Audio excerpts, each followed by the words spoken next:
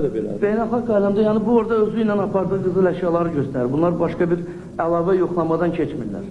Hamımızın qızıl saatları var, özü çox zəngin. Cənab Prezident. Deyəm, siz başqa aeroportlardan gələndə onları yoxlayırlar ki, sənin bu qızıl saatın var, yoxsa yox? Xeyr, Cənab Prezident.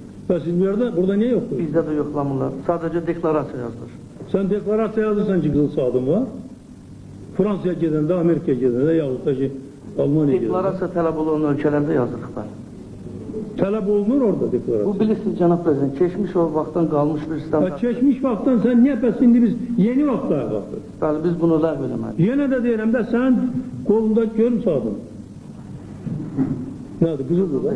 Hə? Xeyr. Ha, biz deyirəmsən, gəlmişsən bura, bilmirsən ki, sonra ki, buradakilərin 90%'in saatı qızıldır. Hələ qızıl deyil, qızıl, nə bilim o saatı da var, buna nə deyirlər?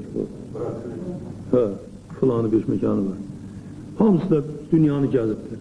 Harada bunun qızıl saatına deyiblər ki, sən yaz deklarasiya.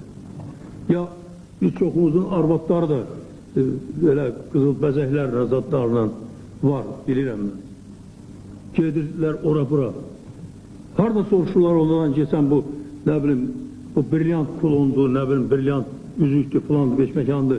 Bunu niyə salmamısan deklarasiya? Harada olub? Keçmişdən varsan, niyə bunu indi eləyirsən? Sən keçmişdə yaşayırsan, ya indi yaşayırsan.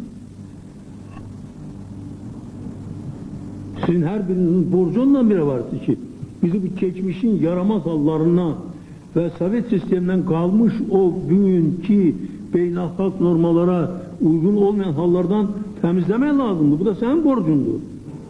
Mənim borcum deyil ki.